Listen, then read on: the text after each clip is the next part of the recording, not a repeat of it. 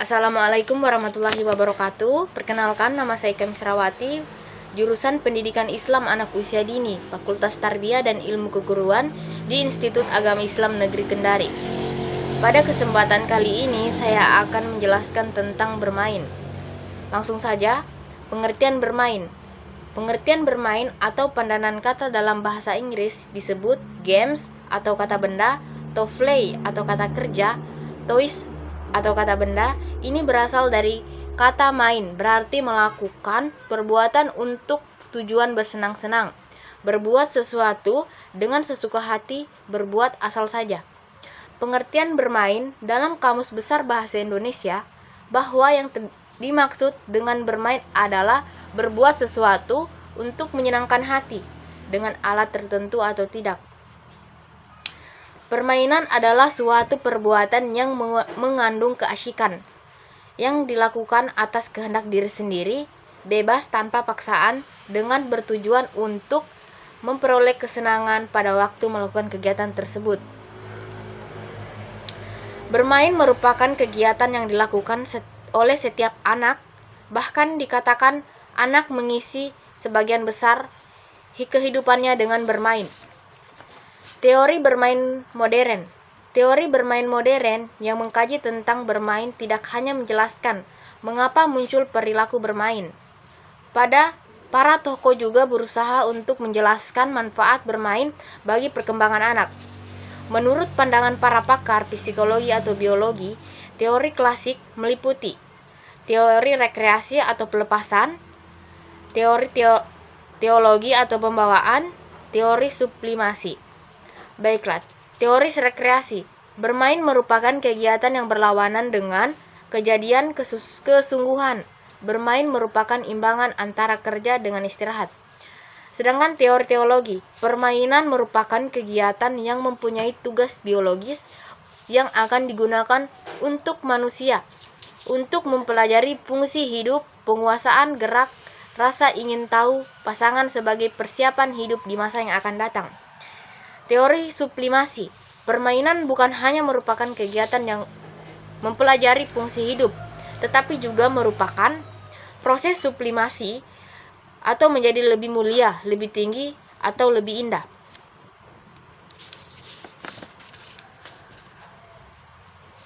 Teori bermain klasik. Teori bermain klasik merujuk pada dua pandangan, yaitu pandangan barat dan non-barat.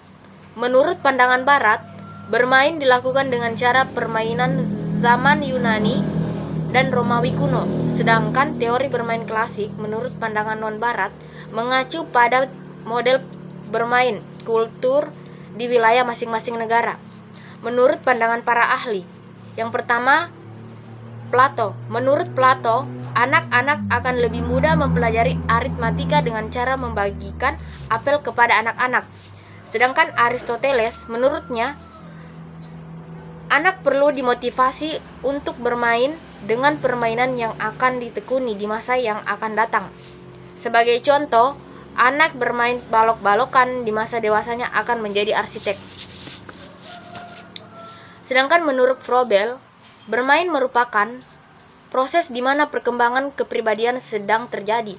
Oleh karena itu, ruang gerak anak tidak boleh dibatasi. Karena apabila kegiatan seorang anak dibatasi, maka itu sama dengan mengikat nalar anaknya karena tidak bebas untuk mempelajari lingkungannya. Teori bermain modern. Definisi teori bermain telah terfokus pada sejumlah karakteristik bermain. Bermain melibatkan beberapa elemen atau kombinasi dari beberapa karakteristik.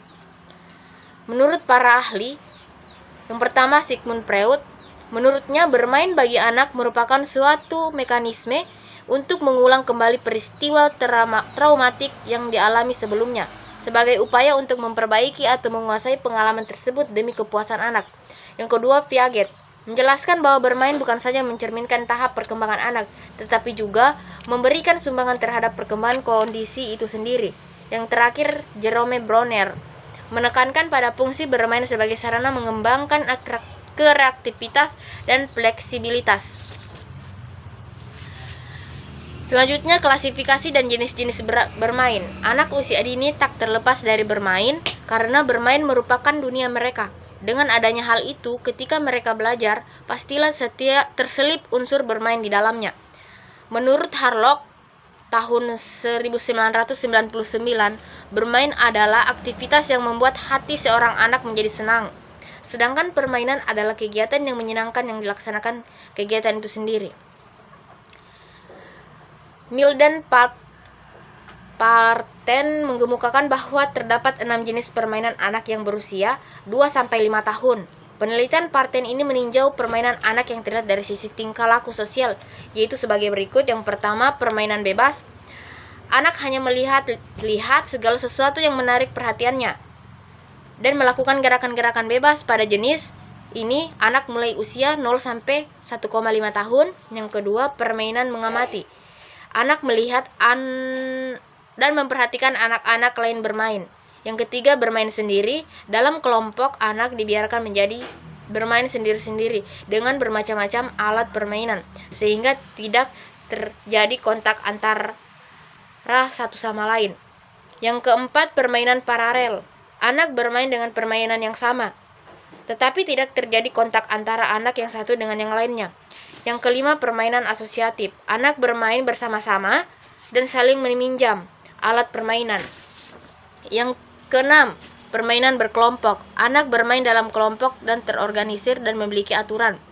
Jenis-jenis permainan. Menurut Seifert dan Nofuling, pada tahun 1994 membagi permainan anak menjadi 4 jenis. Berdasarkan pada tahap-tahap perkembangan kognitif, yaitu yang pertama permainan fungsional, yang kedua permainan konstruktif, yang ketiga permainan dramatik, yang keempat permainan dengan aturan. Klasifikasi bermain. Yang pertama permainan eksploratif, yang kedua permainan dinamis evergenetic play. Permainan dinamis energetic play. Permainan ini melibatkan energi yang sangat banyak dan koordinasi seluruh tubuh. Pentingnya permainan kekuatan ini antara lain, yang pertama membantu anak menjadi penjelajah yang aktif dalam lingkungannya, yang kedua membantu anak untuk mengendalikan tubuh, yang ketiga membantu anak untuk mengkoordinasikan setiap bagian yang berada pada tubuhnya. Mungkin itu saja dari hasil penjelasan saya tentang bermain. Lebih dan kurangnya mohon dimaafkan. Wabillahi taufik walhidayah. Wassalamualaikum warahmatullahi wabarakatuh.